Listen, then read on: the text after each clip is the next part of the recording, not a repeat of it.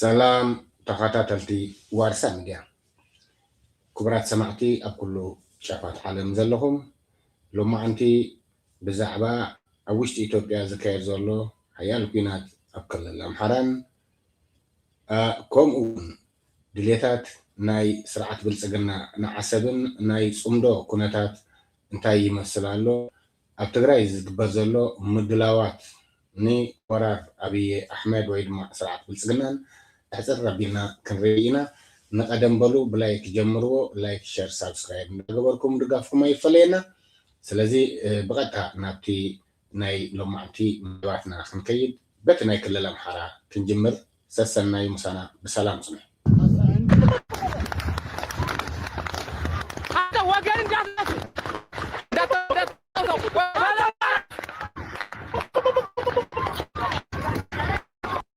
ወለጋጭም ማለት ነው ለምሳሌ ወለጋ አካባቢ በእኛ አስረስ ማረዳምጤ የአማራ ፋኖ ብሔራዊ ንቅናቄም የዝውውር ክፍል ኃላፊ ጋር ቆይታ እናደርጋለን። አርበኛ አስረስ ምንድነው ጎጃም እየሆናለው? ሰሞኑን ከጎጃም የሚሰማው ከፍተኛ ሜካናይዝድ ኃይል አብይ አህመድ አሰምርቶ ጥቃት እየፈጸመ እንዳለ ነው። ጎጃም ምን አለ? አመሰግናለሁ። እንግዲህ ያው ወደ ጎጃም ውስጥ እየተደረገ ስላለው ውጊያ ከመምጣታችን በፊት የአማራ ፋኖ ብሔራዊ ንቅናቄ ሰራዊት በሚንቀሳቀስባቸው እና በሚታገልባቸው ሁሉም አካባቢዎች ውጊያዎች እየተደረጉ ነው። ወለጋን ጨምሮ ማለት ነው። ለምሳሌ ወለጋ አካባቢ ዛሬና ትናንት በተደረገ ጠንከር ያለ ውጊያ 15 ያክል የጠላት ሰራዊት አባላት የተወገዱበት 28 ክላሽንኮቭ ጠመንጃዎች የተማረኩበት 19 የፎም ቦምቦች 24 ካዝናዎች እንዲሁም 26 የደረትና የወገብ ትጥቆች እና በርከት ያሉ ተተኳሾች የተማረኩበት ውጊያ ተደርጓል። እዚህ ውጊያ የጌጤ ግርማ መብረቅ ለጦር አብጀት ለጦር አንገቡት ለጦር ታፈራለ ሙሳተናው ለጦር የተሳተፉበት ጠንካራ ውጊያ ወለጋ አካባቢ ተደርጓል። ለተከታታይ ሰዓታት ለ5 ሰዓታት የወሰደ ውጊያ ነው የተደረገው። ጠላት መፍት ሞርተር በማሰለፍ ከባድ ዝግጅት በማድረግ ውጊያ ያደረገ ቢሆንም በአካባቢው ላይ የነበረው የወገን ኃይል በከፍተኛ ጀግንነት ተዋግቶ ድል ማድረግ ችሏል። ውጊያ የተደረገው ምስራቅ ወለጋ ዞን ጉቶጊዳ እና ስቡ ስሬ ወረዳዎች በሚገኙት ልጎና መርካቶ ከተሞች ላይ ነው የተጠናከረ ወታደራዊ እርምጃ የተወሰደው። በሌሎችም አካባቢዎች እንዲሁ በተመሳሳይ ኮች ተገኝተዋል። በወሎም እንደቀጠሉ ናቸው። ይሄ እንደተጠበቀ ሆኖ ከሰሞኑ በተለየ ሁኔታ የጎጃም እንደጋማ ወረዳዎች የጮቄ ሰንሰለታማ ተራራን ተያይዞ ያሉ የወገንን ይዞታዎች ለመቆጣጠር ጠላት በአይነቱ ልዩ የሆነ ዘመቻ ማድረጉ ይታወቃል። በተለይም ብረት ለበስ ተሽከርካሪዎችን ጨምሮ በርካታ የቡድን መሳሪያዎችና ጅምላ ጨራሽ መሳሪያዎችን በማሰለፍ በብዙ አቅጣጫዎች እንቅስቃሴ አድርጓል። ከፍተኛ የኃይል እንቅስቃሴ ካደረገባቸው ቀጣዮች መካከል በማቻከል ወረዳ ከአማኔል ወደ ደጋ ሰኛ አቅጣጫ እንቅስቃሴ አድርጎ ነበር። ክቡራት ሰማዕቲ እዚ ኣብቲ ናይ ጎጃም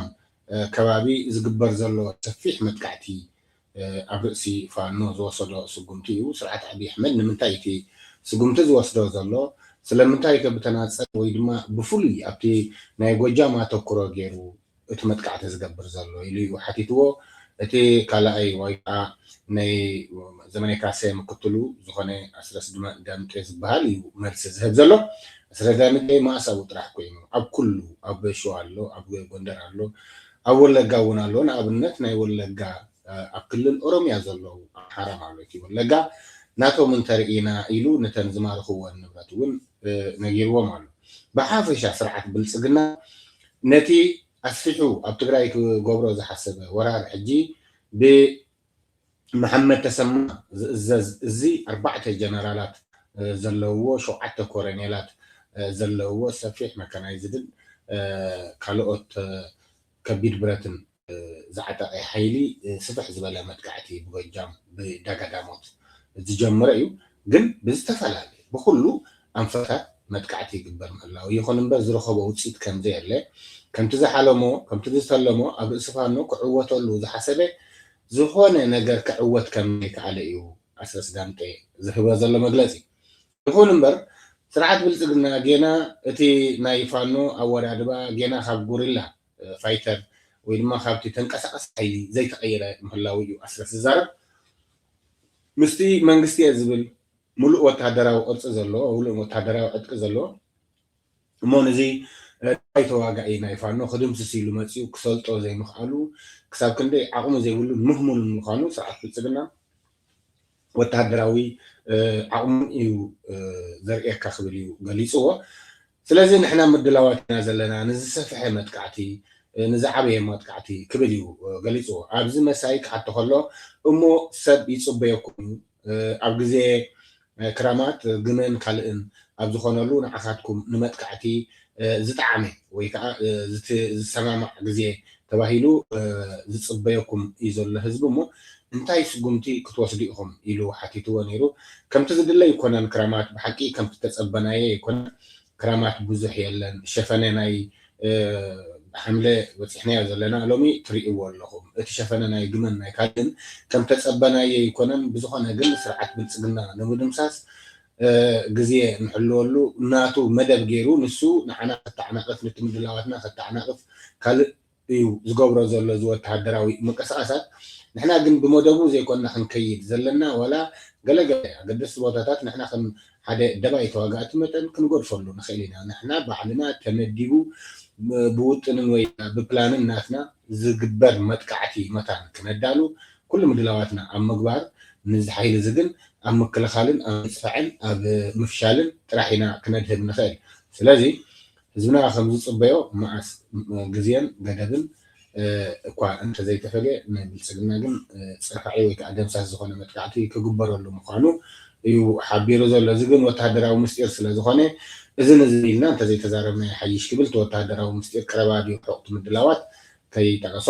ግን ኣንፈት ሂቡ እዩ ሓሊፍዎ ማለት እዩ ስለዚ ለንቀነ ናይ ባሕቂ ስርዓት ብልፅግና ውፅኢት ክረኽበሉ እየ ኢሉ ተበጊሱ በቲ እቲ ህዝባዊ ብሄራዊ ምክክር ዝበሃል ብሓደ ፕሮፌሰር ኣስመሮም መን ዝበሃል መስፍን ገለ ዝበሃል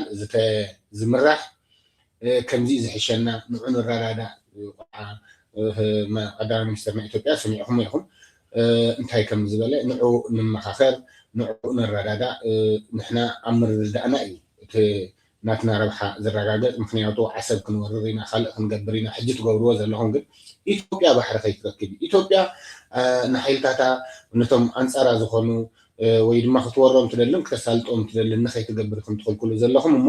ሕጂ ብሄራዊ ምክክር ይብል በዚ ከዓ ዝሓየለ ደምሳሲ ክኸውን ይኽእል እዩ ዝበሎ ናይ መጥቃዕቲ ሓይሊ ወይ ድማ ወተሃደራዊ ማዕበላት ኣዳልዩ ሓደ ድሕሪ ሓደ ክፍለ ሰራዊታት እንዳእተወ መካናይዝድን ሓይሊ ኣየርን ዝሰምዮ ኣብ ርእሲ ህዝቢ ዓብይ ጉድኣት የውርድ ኣብ ርእሲ ሓረስቶት ኣብ ርእሲ እቲ ዘሎ ኣብቲ ክልል ዘሎ ህዝቢ ዝውርዶ ዘሎ ዕንወትን ብርሰትን ከቢድ ምዃኑ ይግለጽ ኣሎ ማለት እዩ እዚ ስርዓት ብልፅግና እዩ ክቡራት ኣሕዋት ገለ ንእሽተይ ንምስምዑ ዕድል ክትረኽቡ መታን እዚ ለሁለት ቀናት ያክል የወገን ኃይል ከፍተኛ ውጊያ ሲያደርግ ነው የቆየው ከአራት ቀናት ተከታታይ ውጊያ በኋላ በዛሬው ዕለት ደጋሰኝ ከተማን በወገን ቁጥጥር ስር ማዋል ተችሏል ሌላ አቅጣጫ ከደንበጫ ተነስቶ በሁለት አቅጣጫ ኮረብታ ወደምትባል ከተማ የተንቀሳቀሰ የጠላት ኃይል እንዲሁ ደንበጫ ያለው ኢንጂነር ክበር ተመስገን ሻለቃ በከፍተኛ ጀግንነት ሲከላከል ነው የሰነበተው ሳምንት በሌላ በኩል ከደብረ ማርቆስ ስናን ወደ ጮቂ አቅጣጫ የተንቀሳቀሰውን የጠላት ኃይል ደግሞ እነዛ አካባቢ ያሉ ሻለቆች በተቀናጀ መንገድ ውጊያ በማድረግ ሲከላከሉ ቆይተዋል ዛሬ እንዲሁ ከባህር ዳር በመነሳት በገረገራ ወደ ዋሸራ የተንቀሳቀሰውን ኃይል 33ኛ ክፍለ ጦር በከፍተኛ ጀግንነት ሲዋጉሏል በርከት ያሉ ምርኮችን ማግኘት ተችሏል በዚህ ዘመቻ ጠላት ቢኤም ሮኬቶችን መድፎችን ሞርተሮችን እና ሌሎች ከርቀት የሚተኮሱ ጅምላ ጨራሽ መሳሪያዎችን በጣም በሚያሳዝን ሁኔታ ዜጎች በአካባቢው የሚንቀሳቀሰው ማህበረሰብ በሚንቀሳቀስበት ሰዓት እየጠበቀ በዘፈቀደ ወደ የትኛው አቅጣጫ በመተኮስ በርካታ ሲቪሊያን ላይ ጉዳት እንዳድርሷል በወገን በኩል በሰራዊታችን በኩል የደረሰው ጉዳት ያን ያክል ከባድ የሚባል አይደለም በጠላት ላይ ግን ከፍተኛ ኪሳራ አድርሷል ይህንን ወታደራዊ ዝግጅት ለወራት አስቦና አቅዶ በዋናነት ትልቁን የፋኖ ትልልቅ ቤዞች ናቸው የተባሉ ቀጠናዎችን ጉዳት ማድረስ ወይም እዛ አካባቢ ጠንካራ ኦፕሬሽኖችን በማድረግ ወደ ሌላኛው የጦርነት ሁለት ለመንቀሳቀስ አስቦ ሄደበት ርቀት ነው። ጥምር የሰራዊት እንቅስቃሴ ለማድረግ ነው። ጠላት በአንድ በኩል እንቅስቃሴ በሚያደርግ ጊዜ በሌላ አቅጣጫ ደግሞ እንዲህ በፋግታ ለኮማ ወረዳ ከአዲስ ቅዳም ቅር ከምዚ ትሰምዕዎ ዘለኹም ሰፊሕ ፀብፃቢ ዝህብ ዘሎ ካብቲ እቲ ሰፊሕ ፀብፃቢ ግን ከምቲ ክገልፆ ዝፈተንኩ ገለገለ እናቱ ኣብ መጥርሕና ክነብል ንኽእል ብመንፅር ግዜና ስለዚ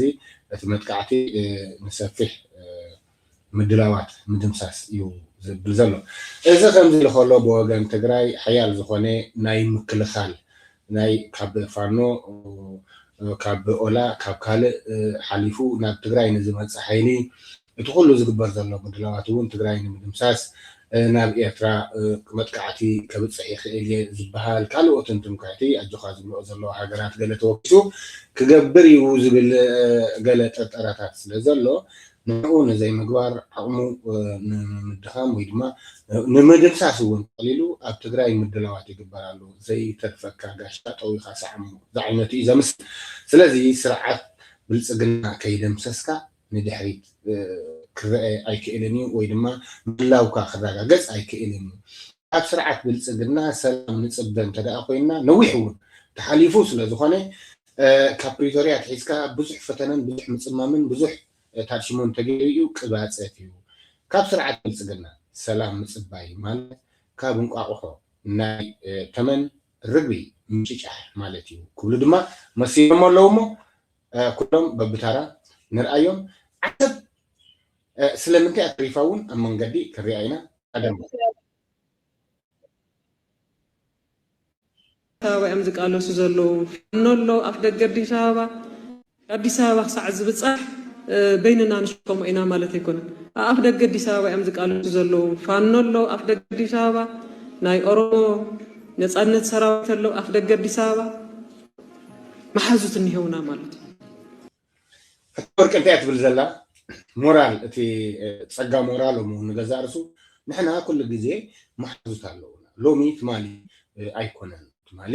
ንበይንና ኢና ተጋሩ ተዋጊእና ሎሚ ግን እቶም ምሳና ዝዋግኡ ዝነበሩ ሎሚ ፈተውትና ኮይኖምን ምሳና ኮይኖምን እዮም ስርዓት ብልፅግና ዝሃርሙ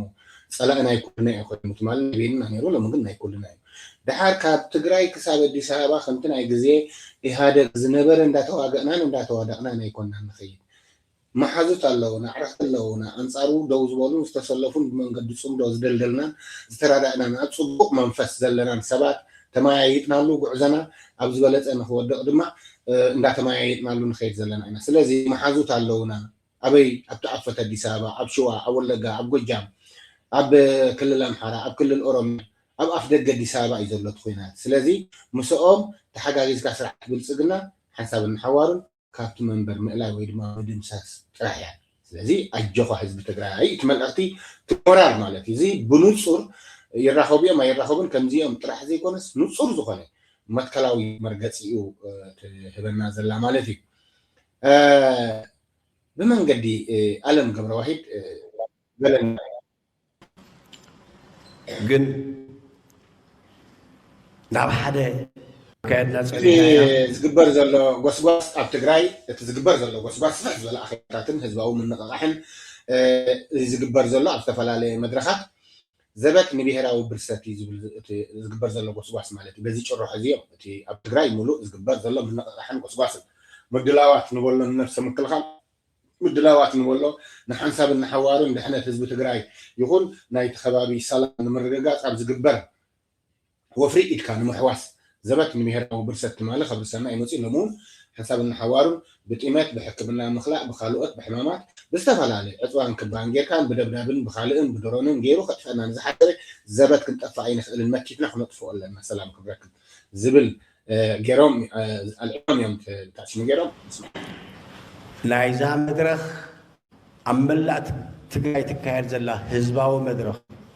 ዋና ዕላማ ቁልፊ ዕላማ እውን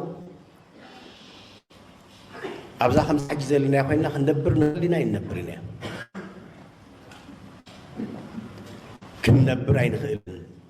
ሕጂ ዘለና ኩነታት نعنا نطفئ نامكخ نشرشر مقرشة كلنا نتيستو علنين نتي تردئنا كم بيهر كم حزبي نتفقل له حدقا إينا خفيلنا زلنا سلازي وصانيت ليناي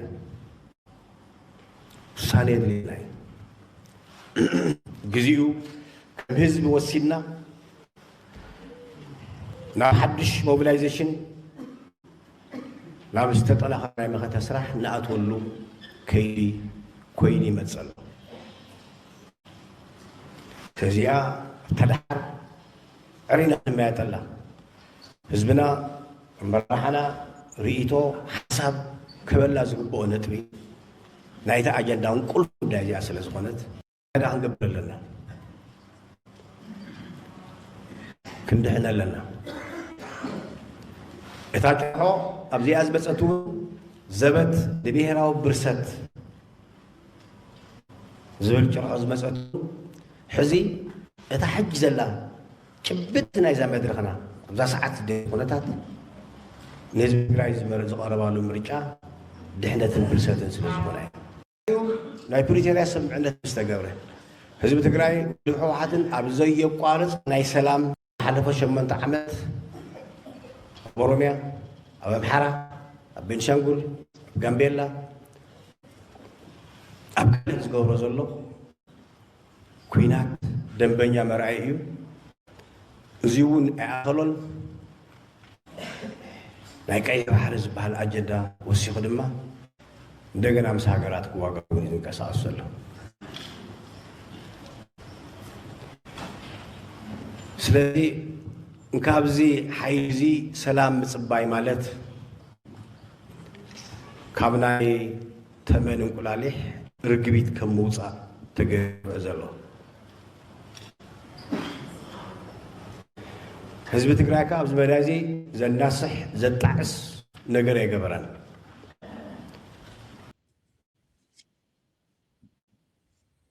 ስለዚ እንታዩ ክኸውን ዘለዎ ህዝቢ ኤርትራ ክውስን እዩ ዘለዎ እቲ መልሲ ብዙሕ ተዘሪውላ ህዝቢ ትግራይ ክውስን እዩ ዘለዎ ዝብሉና ዘለዎ ማለት እዩ ክውስን ኣለዎ ክብለና ከሎ ዓለም ንምንታይ ዝውስን ክድሕን ኢሉ ክውስን ኣለዎ ክህሉ ኢሉ ክውስን ኣለዎ ኣብዚ ዝግበር ኣብ ከምዚ ዝግበር ነገራት ገዳሲ ዝኾነ ውሳኔ ተማያይጥና ተዘራሪብና ሕጂ ንድሕነትና ንድሕሪት ከይበልና ከየካለለና እዚ ዝበሃል ዘሎ ብሄራዊ ምክክር ዶ ካልእ ዶ ኣኼባ ዶ ዛንጡይ ማዕንቲ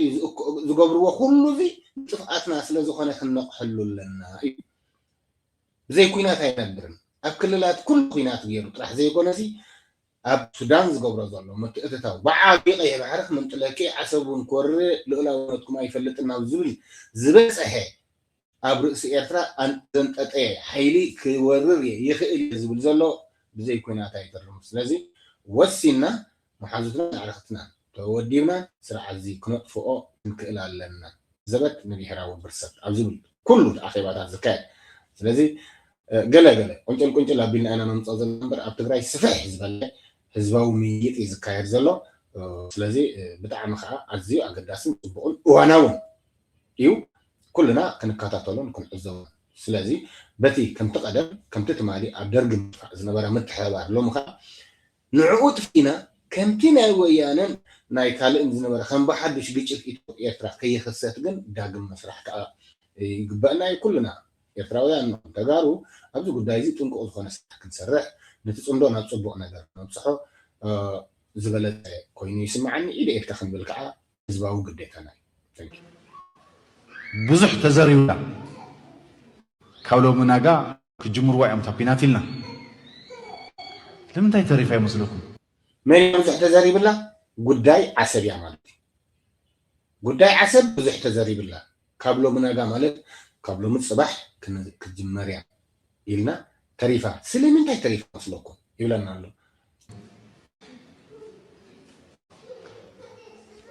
ንምንታይ ተሪፋ ስለለይደልያ ዓሰብ ስለለይደልያ ታባሕሪ ስለዘይደልያ ተፅምሪ እያ ጠንኪራ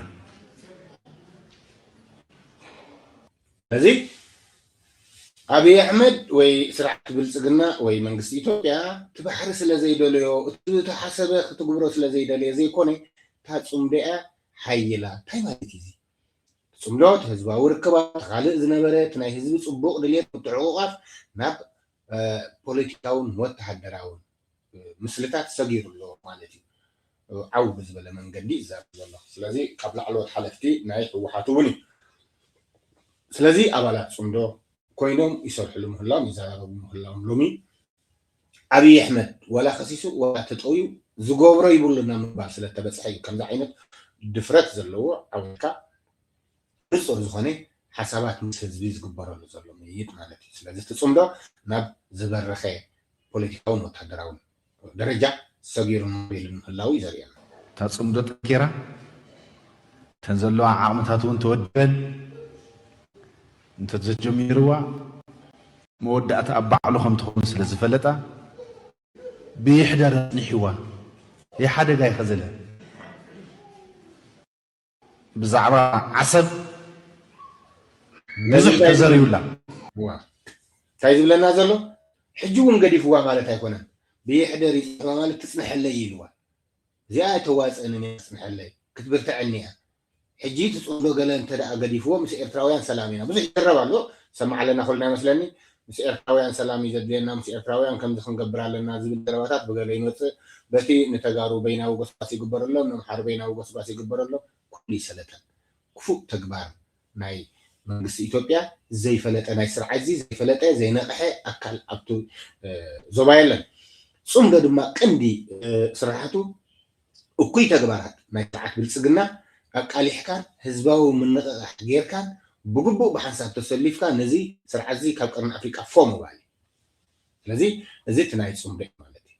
عسب كم تارجت اليوم عسب بإثيوبيا يعني وي بانكم زنقروهم سبات وعلاتهم إثيوبيا كنترول إثيوبيا كنترول زعفنا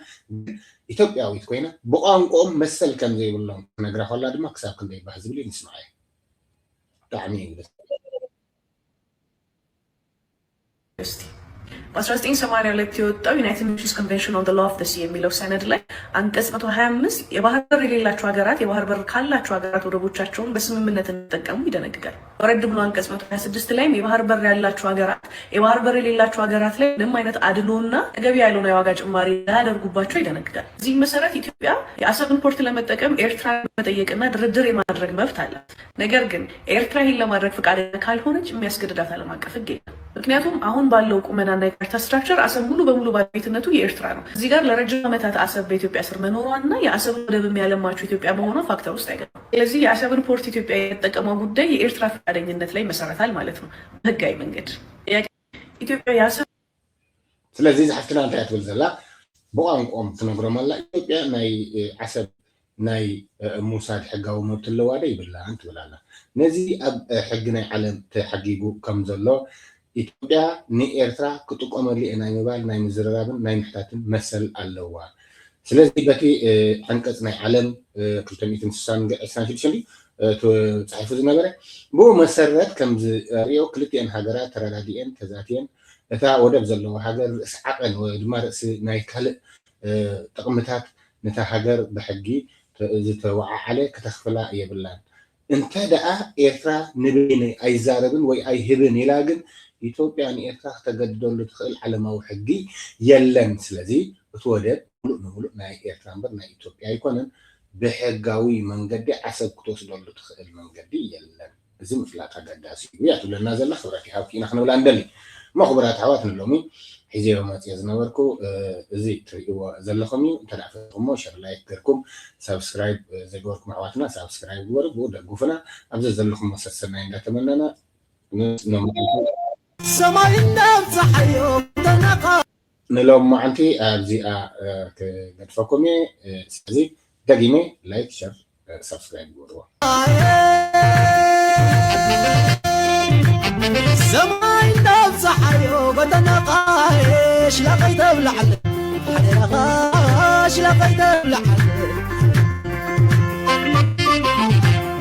ላሎ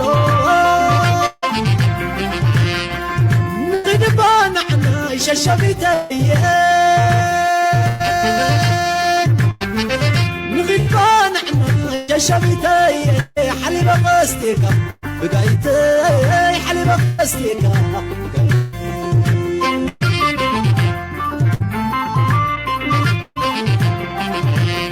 كماي دما ماي دما كماي دما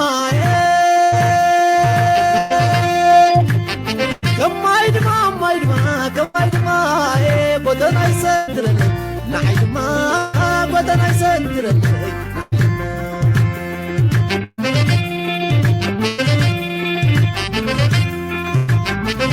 مرور مرور زحدر كم تبعتي نبري مدرب يا زدحس مرور ما قدري مساقدو خوين الشيخ ما خبري مساقدو خوين الشيخ ما خبري